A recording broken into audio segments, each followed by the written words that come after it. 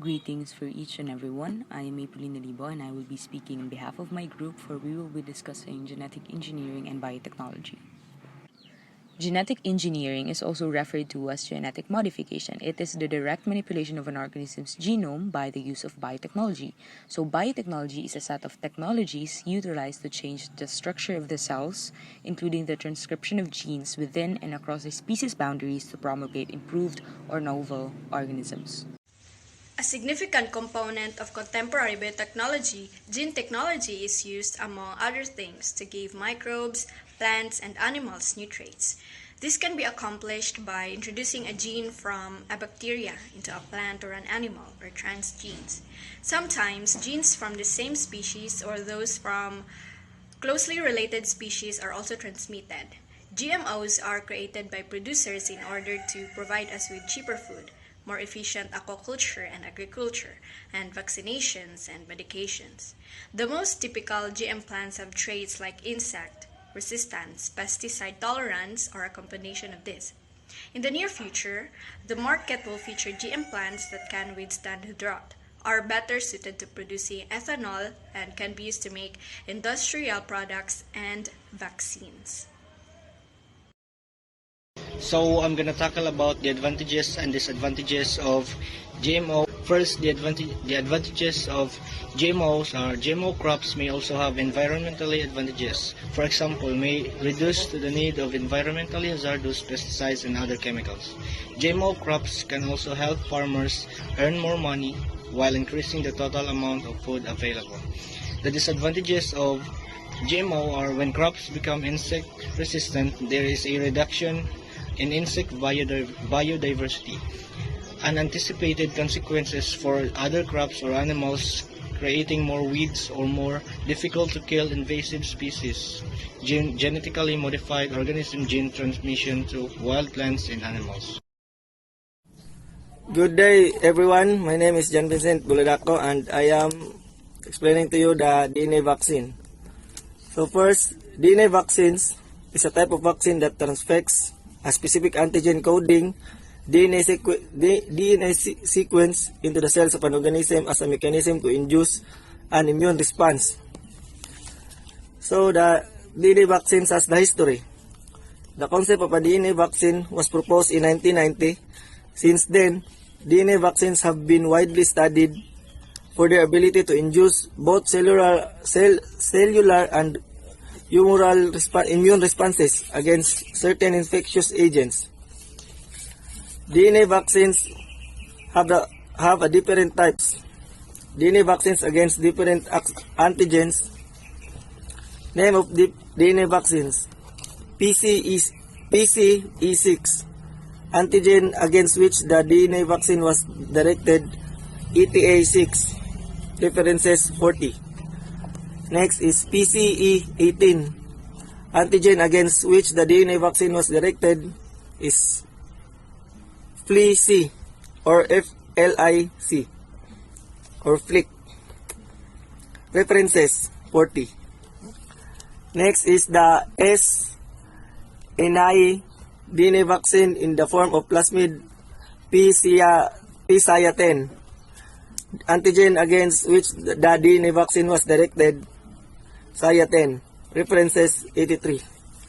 Next is the PCDNA3 LT-DNA vaccine, antigen against which the DNA vaccine was directed, MCPY V large T antigen LTAA1-258, references 82. That's all. So second topic is the disadvantages and advantages of DNA vaccines. First, the advantages of DNA vaccines are it is inexpensive or cost-effective. Both a cell-mediated and a humoral response is initiated. Because there is less chance of contamination during production, the vaccine is more specific and has fewer side effects. Disadvantages of DNA vaccines: limited to protein immunogens, risk of affecting genes controlling cell growth, possibility of inducing antibody production against DNA, possibility of tolerance to antigen protein produced, potential for atypical processing of bacterial and parasite proteins. Stem cell research. What is stem cell research? Stem cell therapy, also known as regenerative medicine, promotes the repair response of disease, dysfunctional or injured tissue by using stem cell or their derivatives. It is the next step in organ transplantation and uses cells instead of donor organs, which are in short supply. Stem cells from adults, children, umbilical cords, and cloned embryos are currently being studied. Curing disease like Alzheimer's and Parkinson's with stem cell from cloned embryos is the most promising but also the most contentious area. The patient receives fresh cells, tissue, or organs from his or her newly produced twin using stem cell from cloned embryos. Many see the ethical issue with therapeutic cloning as the cloning itself, while the others see it as the fact by carrying out therapeutic cloning. We are also accepting the production of human life solely for research purposes. Stem cells have great potential in treating patients with currently untreatable conditions, growing organs for transplants and research. But there are clinical, ethical, and social issues with their issue. These issues will be different for growth and transplant of adult, embryonic, and therapeutic cloned stem cell. That could be all, and thank you. My name is Mikaela Agang, and I'm here to discuss what are or how does the stem cell therapy affects our society in both negative and positive way. So let's discuss first the negative effects of stem cell research. So adult stem cells are hard to grow for a long period in culture. Also, the stem cell therapy is still under the process of research, and there are a number of things that needs to be established yet. If the cells used in the therapy are embryonic, then the disadvantages is that the cells will not be from the same human body, and there are chances of rejections, and there is limited ability of the adult stem cells to grow in culture for long. So, for the positive effects or the advantage of this to our society is that stem cell therapy helps the researchers know more about the growth of human cells and their development. The stem cell therapy puts into use the cells of the patient's own body, and hence the risk of rejection can be reduced because the cells belong to the same human body. In future, because the drug could be tested on a population of cells directly, the stem cell research can allow the scientists to test a number of potential medicines without carrying out any test on animals and humans. That's all. Good day, everyone. My name is Charieze Rubias, and I'm here to report the diagnostics. With the aid of modern biotechnology, new diagnostic and therapeutic options have increasingly become an integral part of the general range of health services. Genetic tests include pre-implantation diagnosis or PGD on fertilized eggs to detect diseases, prenatal testing for cystic fibrosis, falling disease, and etc. Genetic disorders like Huntington's chorea can be diagnosed pre-symptomatically or predictively like breast cancer. Predictive tests cannot predict illness.